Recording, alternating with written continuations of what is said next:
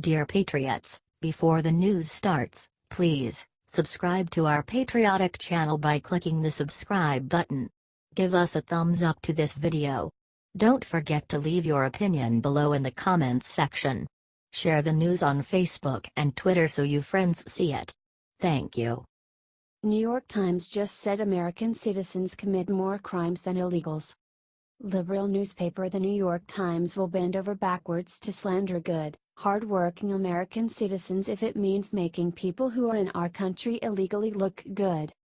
In one of the most absurd and patently false statements yet given by liberals during the current immigration debate, an article in the paper claimed that people here legally commit fewer crimes than U.S. citizens.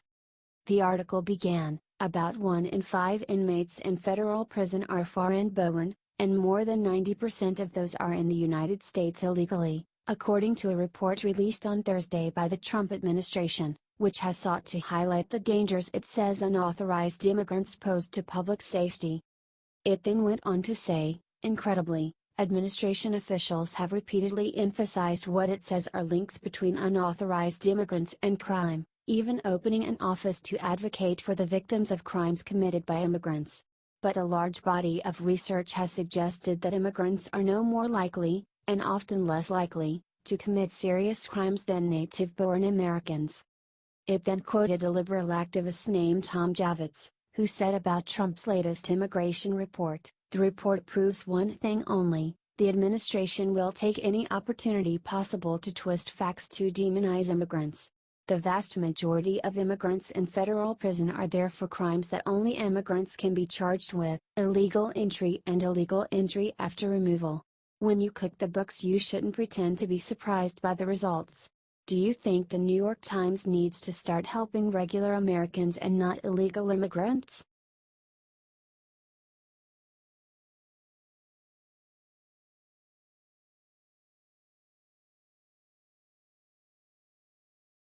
CNN host just admitted Trump could become the most consequential president of the modern era.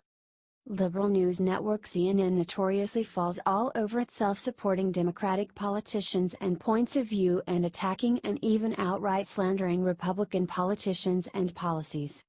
This has proved to be especially true during the Trump era, where they, like many moderate Republicans as well, cannot seem to accept the fact that American voters chose an outsider who is not part of the established Washington, D.C. political class to be our president. It came as a huge surprise, then, when CNN host Michael McMaster actually dared to tell the truth for once and admit to his viewers how incredibly important Donald Trump's presidency has been and will continue to be, around the world. Stated McMaster on his program, "If the pace of change continues for the duration of Trump's presidency, however long that might be, I think he could become the most consequential president in the modern era." Consequential meaning most important and significant, having the biggest overall impact. Michael then named all of the president's many achievements during his short time in office, calling out Time magazine for making a mistake by not naming Trump as its Person of the Year for this past year. He went on and said that the president absolutely impacted more American lives than any other public figure. Are you glad this CNN host said this?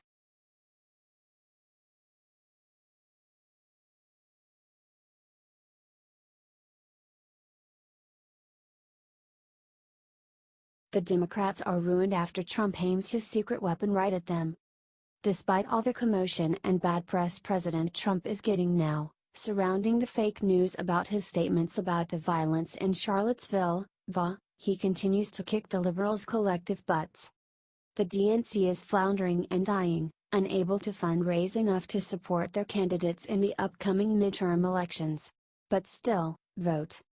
Compare that to what Trump has done, leading the charge to raise $75 million in the first 6 months of 2017. That's right, patriots.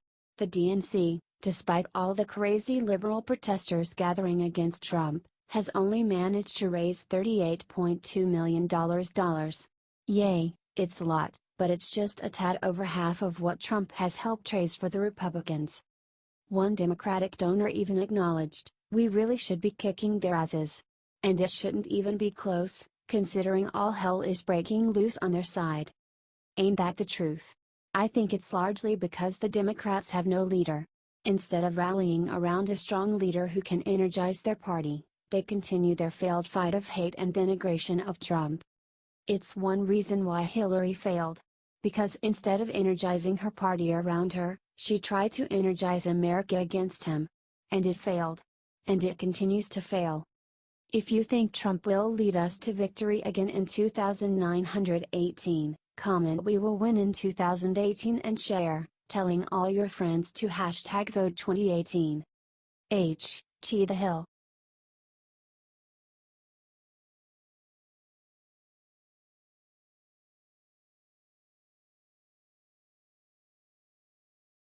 Stop the attacks. The media was just caught in a massive bias scandal over Trump's speech. This is sick. President Trump has been hammered non-stop for his comments on Tuesday condemning both white supremacists and alt-left groups at the Charlottesville rally. Reaffirming his belief that both sides were to blame for the violent clashes that resulted in the death of one woman, the president inflamed critics on the left and even some Republicans. One line from his talk particularly incensed critics. "Okay, what about the alt-left that came charging at us?" This would mean that President Trump is in some way identifying with white nationalist protesters.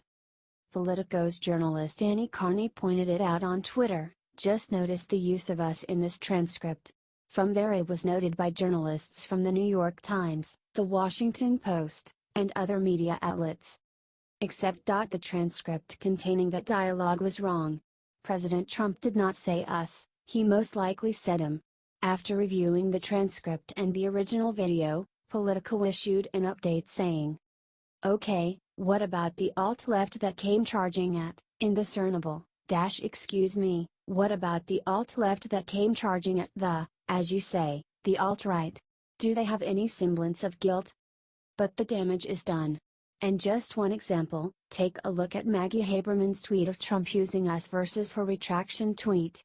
The us tweet has 1,565 retweets and 2,844 likes, and the retraction has 406 retweets and 728 likes. It definitely does not sound like charging at us. The media just got caught. Whether they did it on purpose would be hard to determine, but this small typo has fueled the flames of criticisms against the president, and it seems unlikely that many of his critics will see the error corrected. Fox News.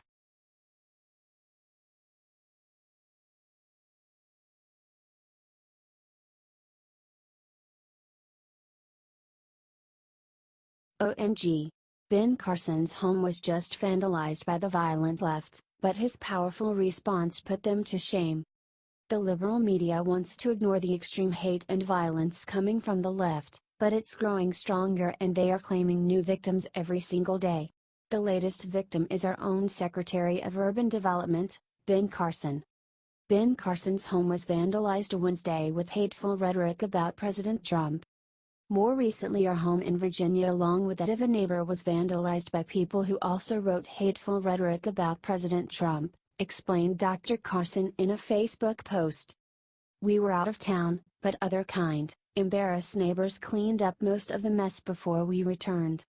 The vandalism was a response to what happened in Charlottesville on Saturday. Apparently, the alt-left feels the need to attack anyone who supports President Trump. Ben Carson didn't lash out and name-call like so many liberals have done this week. Instead, he shared his own story. "Several years ago we bought a farm in rural Maryland. One of the neighbors immediately put up a Confederate flag.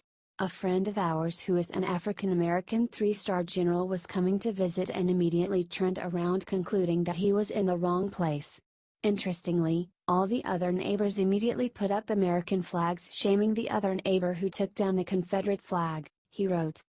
In both instances, less than kind behavior was met by people taking the high road, noted Carson. "We could all learn from these examples." Ben Carson's message is going viral and for good reason. We all need to unite now more than ever. As President Trump said, "We are all Americans first."